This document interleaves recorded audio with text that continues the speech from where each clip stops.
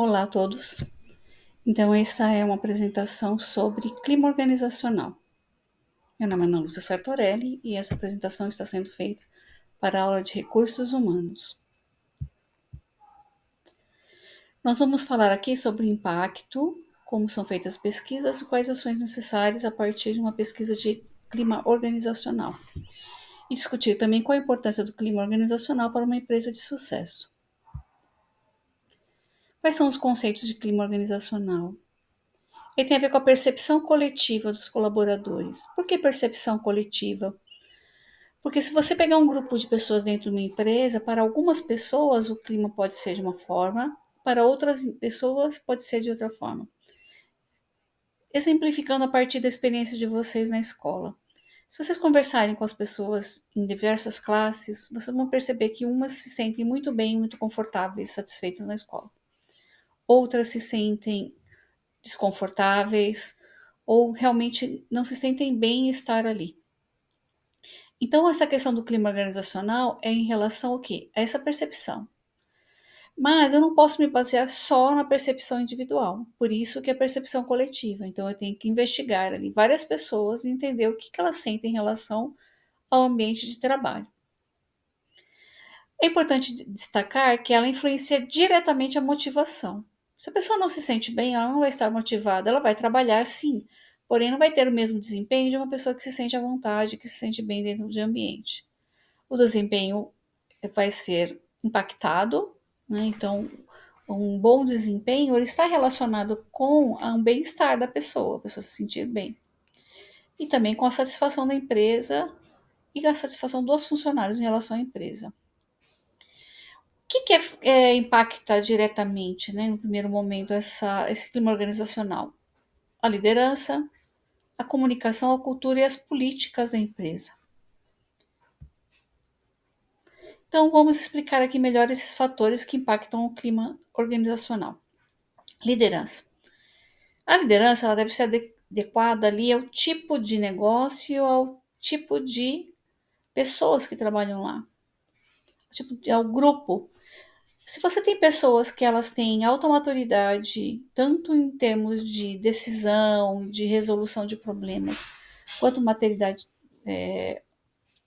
uma capacidade técnica, a liderança ela pode ser muito mais de apoio, ela não precisa ser tão impositiva, ela pode ser muito mais de aconselhamento, de direcionamento.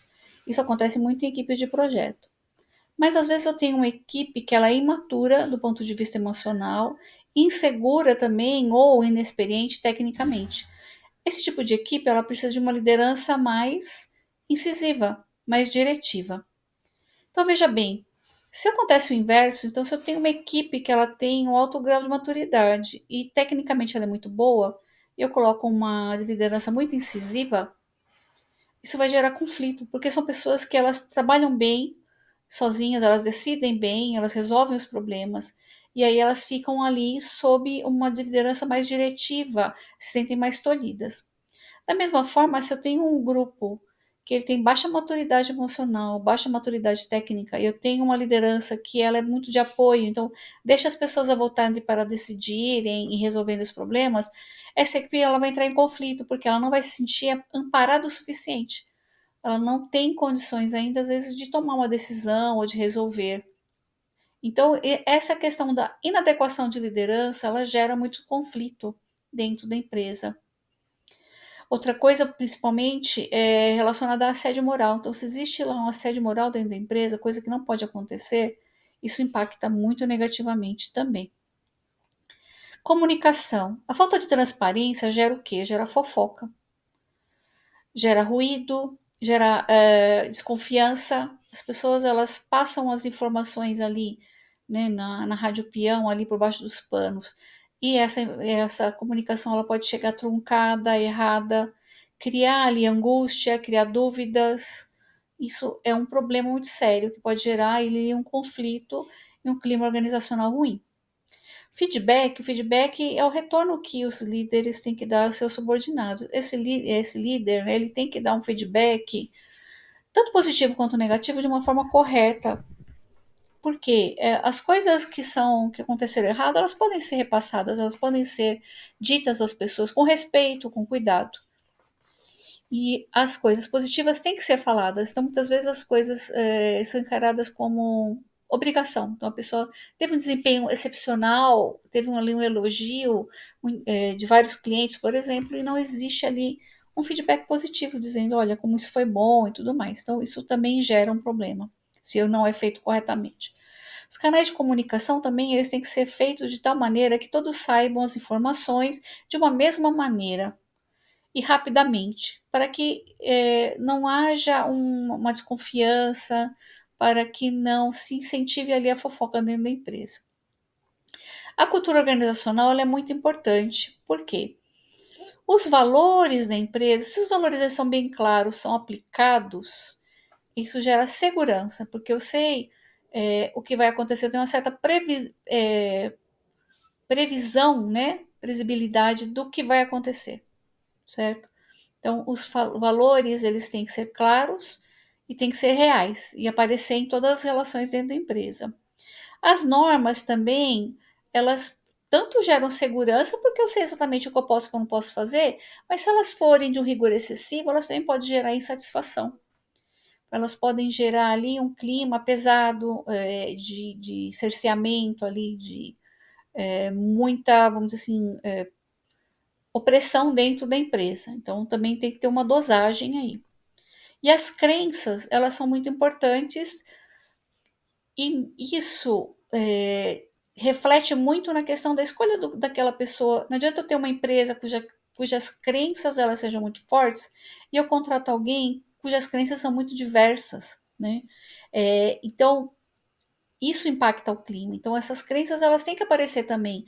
Se você tem uma crença ali relacionada, por exemplo, à diversidade, à importância da diversidade, isso tem que ser real, então você tem que realmente aparecer dentro da composição da empresa e as pessoas têm que sentir que mesmo na sua diversidade, elas são tratadas de forma igual, têm oportunidades iguais, então elas não sofrem ali algum tipo de discriminação ou de cerceamento ou dificuldade em crescer dentro da empresa. Relacionamentos. Então, os relacionamentos da empresa, basicamente, eles têm que ser baseados no respeito. Então, um pilar fundamental é o respeito de todas as partes. Colaboração. Então, as pessoas têm que ser incentivadas e valorizadas por colaborarem.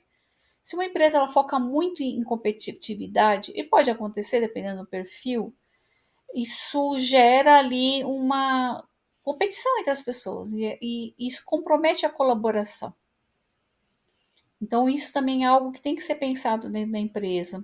Então, como fazer com que as pessoas colaborem uma com as outras? Porque se sabe que um mais um, no caso de trabalho em equipe, não são dois, né? Representa muito mais que isso, porque a união de duas pessoas de competências e valores diferentes, ela vai gerar um resultado maior. Então, o apoio também é importante, as pessoas se apoiarem e se ajudarem naquilo que elas precisam. Outra coisa importante, políticas e práticas. A remuneração, ela é importante.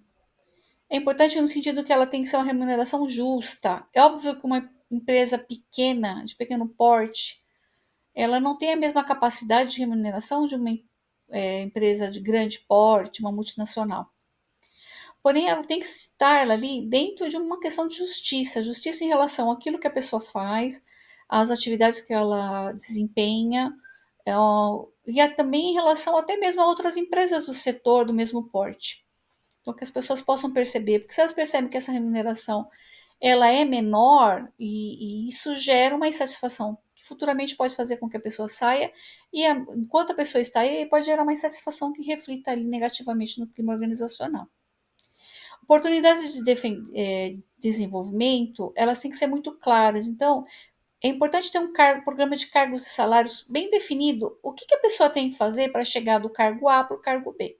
Então, o que ela precisa ter de curso, de escolaridade, ou de desempenho, ou de tudo isso junto. Então, o que é necessário? Então, critérios claros que a pessoa possa entender por que eu fui promovida ou por que eu não fui promovida e aquela outra pessoa foi. Né? Os benefícios também são importantes. A gente sabe que uma pessoa que está numa empresa e ela fica doente, tem um filho doente, ela não tem acesso a um plano de saúde, por exemplo, ela vai passar por determinadas situações que vão fazer com que ela se sinta insatisfeita, né? Tem muitas pessoas que, quando vão procurar um emprego, elas olham não só os salários, mas os benefícios. Não é que o benefício necessariamente vai manter aquela pessoa feliz, mas a falta do benefício pode ser insatisfaciente, ou seja, gerar insatisfação daquela pessoa. Outra coisa importante é desenvolvimento e equilíbrio entre vida pessoal e profissional. Então, como que eu consigo proporcionar, né, condições para que aquele colaborador ele possa equilibrar o seu trabalho com a sua vida, com família, o seu lazer, as suas horas livres. Então, como que eu posso fazer isso?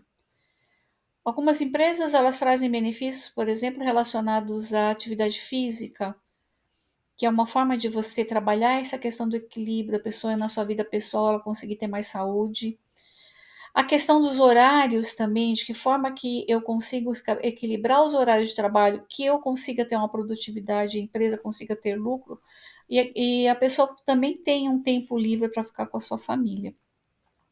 Reconhecimento, esse reconhecimento ele é contínuo, no sentido de que eu tenho que reconhecer os pequenos progressos, eu tenho que reconhecer as qualidades, as contribuições que a pessoa tem ali no trabalho.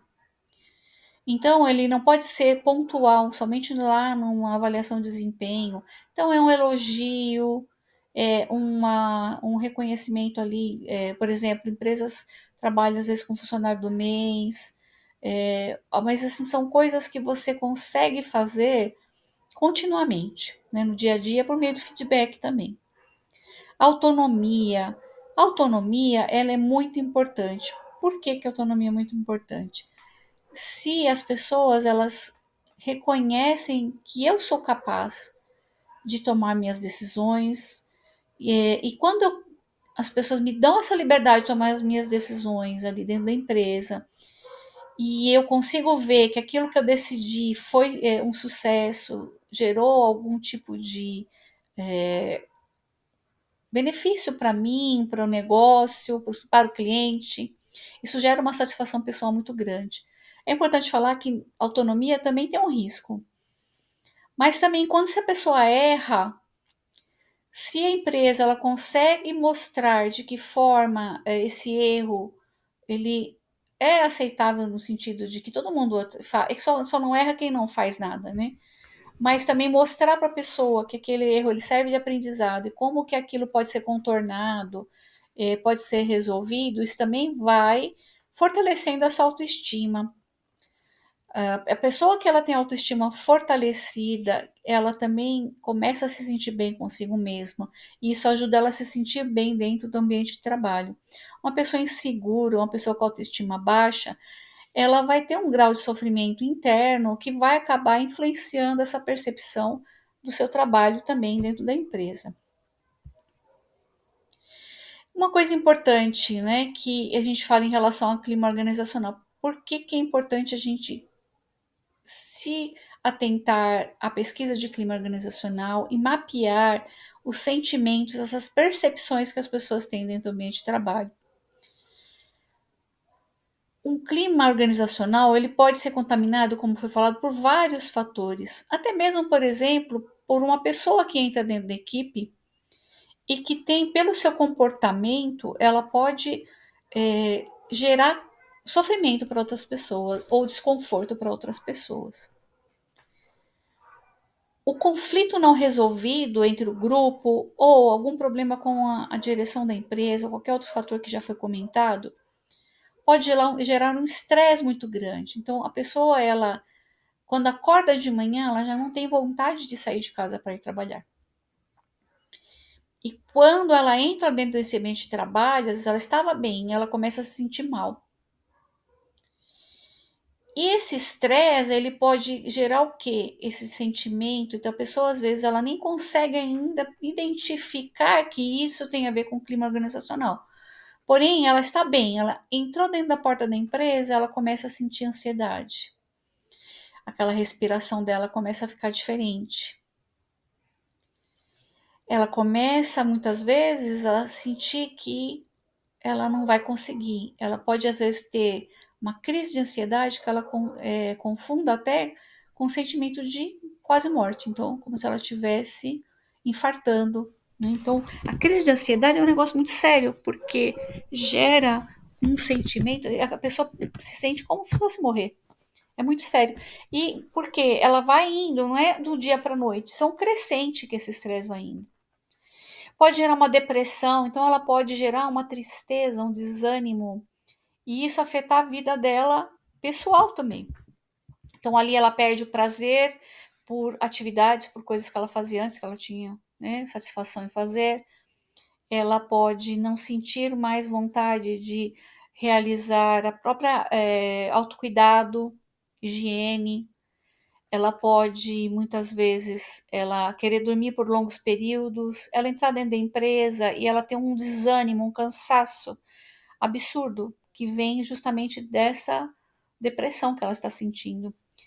E pode chegar um ponto que é o burnout. O burnout é uma doença que ela está relacionada como queimar por dentro.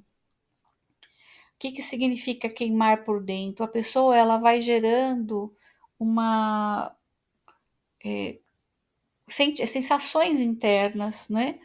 De gastrite, ela gera também um cansaço extremo, onde ela não consegue mais fazer as coisas, ela não consegue se concentrar naquilo. E em graus mais elevados, essa pessoa ela tem que ficar um bom tempo sem trabalhar, ela não consegue mais trabalhar.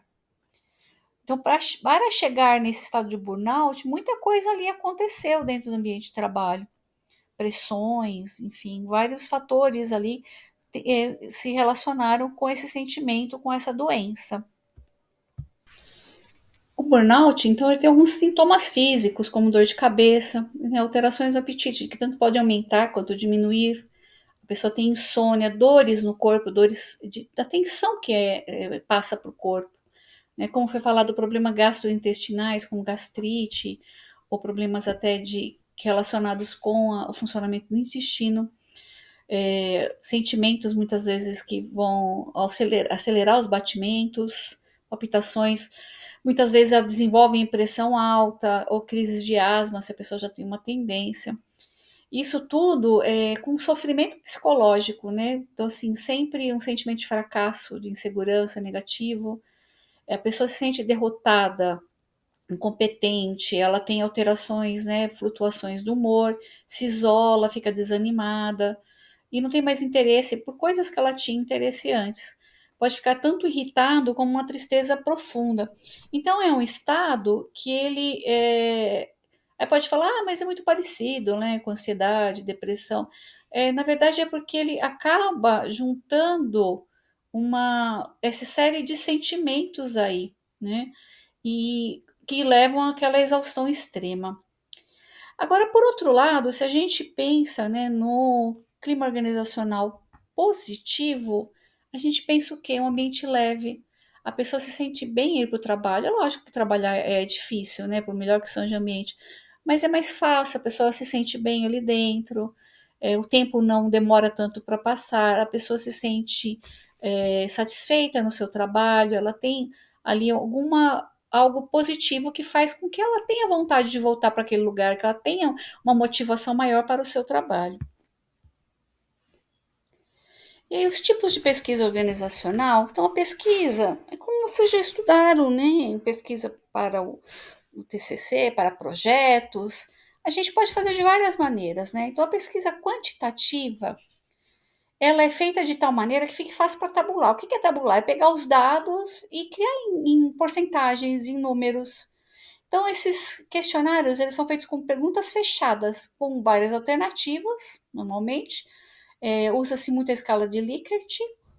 E aí eu consigo ter vários aspectos ali e medir como cada um identifica esse aspecto, né, de forma positiva, forma negativa, e qual graduação também. A pesquisa qualitativa, ela é um pouco mais complexa, né? Porque ela envolve entrevista, grupos focais, então eu não trabalho com todo mundo, porque fica inviável. Mas eu trabalho com alguns grupos representativos da empresa e também com observação. Então, observação do ambiente de trabalho, observação das relações. E aí eu consigo ter algo que vai muito além de dados numéricos, porque eu trabalho muito com essa insights e a percepção também, a análise sobre as experiências e opiniões dos colaboradores. Lembrando que esse processo qualitativo ele deve ser feito por um profissional qualificado. Então, ele é uma pessoa que ele consegue conduzir essa entrevista, né, o psicólogo normalmente, de uma forma a ir mais fundo nas questões. Então, assim, por meio de alguns comentários, alguns insights que ele percebe, algumas coisas que ele percebe ali, ele vai aprofundando, ele vai puxando as informações e ele consegue ir num nível mais profundo. A mista, eu posso trabalhar com método quantitativo para um maior número de pessoas, porque possibilita, né, o questionário com questão fechada, eu posso trabalhar numa empresa de grande porte com um grande número de pessoas. E, ao mesmo tempo, eu posso trabalhar com qualitativo, até mesmo focado em determinados locais, porque a partir do quantitativo eu posso também perceber quais locais merecem uma atenção maior e eu fazer o qualitativo, ou então trabalhar em paralelo.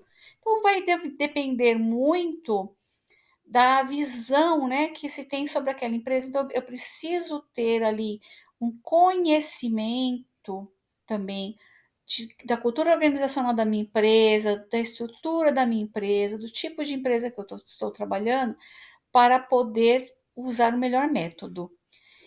E a escolha correta, ela leva em consideração o quê? O orçamento. Porque é mais barato, com certeza, trabalhar com a pesquisa quantitativa. Eu preciso de menos pessoas, é mais rápido, né? Então eu tenho menos tempo, melhor dizendo, e trabalho com menos pessoas. Mas se eu quero um aprofundamento maior, eu tenho um orçamento maior e tenho também um tempo maior, eu posso trabalhar, por exemplo, com a qualitativa. Ela vai demandar um gasto maior, maior número de pessoas e um tempo maior para ser desenvolvida, porque esses dados, como eles são qualitativos, não é tão rápido eu fazer a análise desses dados do que eu faço com o uso de gráficos, enfim, de números que vêm ali da pesquisa quantitativa. Então, aí é uma decisão muito importante da empresa a partir aí desses fatores. Como é que eu planejo a pesquisa de clima organizacional? Primeiro, eu vou definir objetivos. Qual que é o objetivo da minha pesquisa de clima organizacional? Então, o que eu quero? Eu quero mapear a satisfação dos meus colaboradores.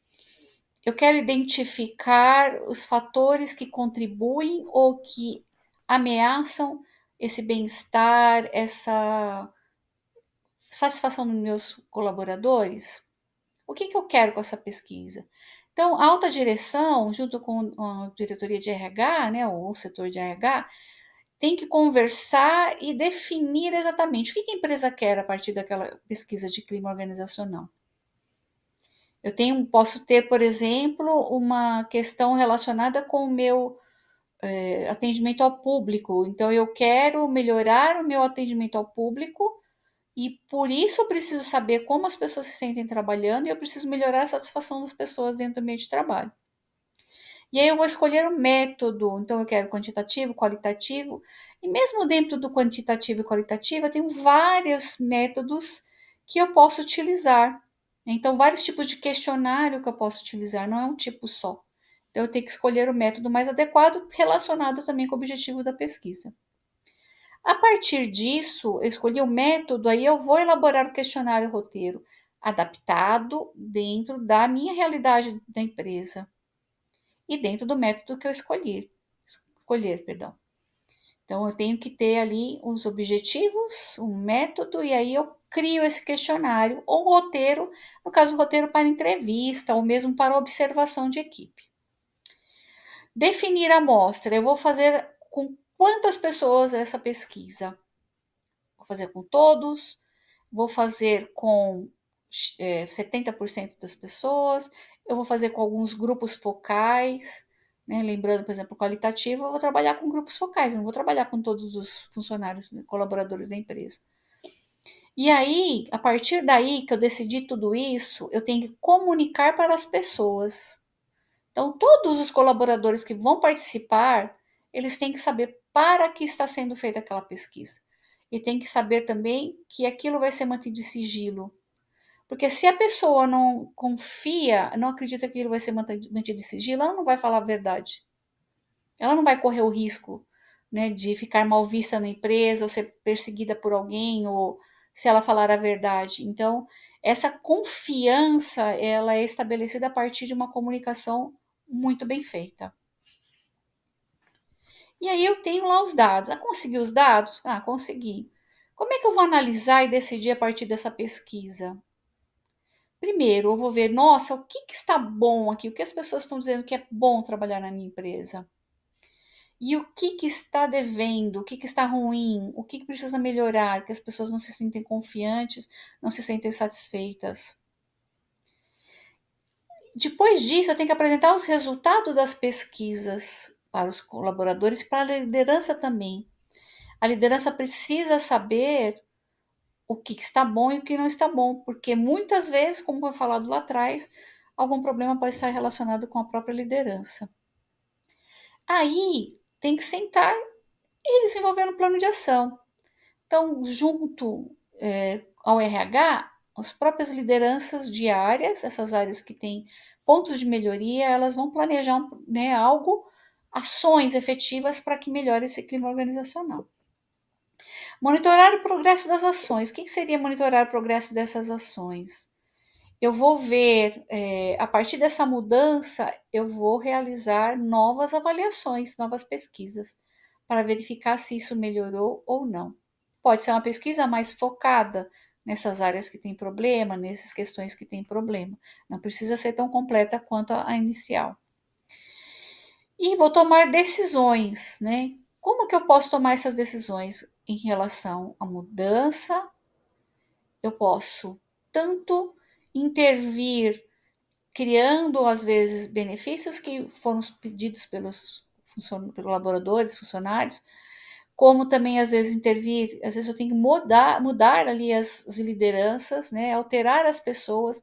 Às vezes, não é só a liderança que ela impacta negativamente, às vezes uma pessoa que trabalha na equipe também pode impactar negativamente. E às vezes eu tenho que fazer alguma intervenção naquele sentido, ou no sentido que essa pessoa mude a sua atitude, ou eventualmente fazer uma transferência. Em último caso, às vezes até uma demissão, né? Não é o ideal, mas pode ser necessário. Então a gente tem que pensar, muitas vezes também, sentar com os colaboradores, porque às vezes a liderança sozinha ela não vai conseguir ajudar no sentido de detectar quais mudanças são necessárias. Às vezes tem que sentar com as pessoas e mostrar, ó, esses resultados aqui foram negativos, a partir da percepção da equipe, o que a equipe considera que pode ser feito em relação a isso para uma melhoria, para uma mudança. Então é importante entender, dosar aí, né, esse plano, ele pode envolver várias camadas, vários níveis hierárquicos dentro da empresa. E aí, o que a gente conclui disso tudo, né? A empresa, ela precisa olhar para as pessoas. Ela precisa investir para que as pessoas se sintam bem, se sintam realizadas, tenham satisfação em trabalhar. E aí ela pode também não só ver o que é negativo, ver o que é positivo também. Para quê? Para que garantir a manutenção desses aspectos positivos e agir na eliminação ou mesmo atenuando esses aspectos negativos, para que a pessoa se sinta bem, o grupo se relacione bem e com isso se sintam motivados e tenham uma produtividade maior. Tudo isso, no final das contas, então quando a gente fala aqui do clima organizacional, não estamos perdendo de vista o lucro da empresa, a lucratividade, muito pelo contrário, nós estamos trabalhando no sentido de garantir melhores resultados, sem deixar de lado o que as pessoas felizes, elas produzem melhor. E nós temos também uma responsabilidade humana. As pessoas estão vindo lá, elas trabalham, elas ganham salário, tudo bem, elas ganham salário, mas elas também são pessoas que, como a gente quer, né, para nós, né, no caso dos gestores, uma felicidade, uma realização, nós também precisamos desejar as mesmas coisas para aquelas pessoas que compartilham a empresa conosco.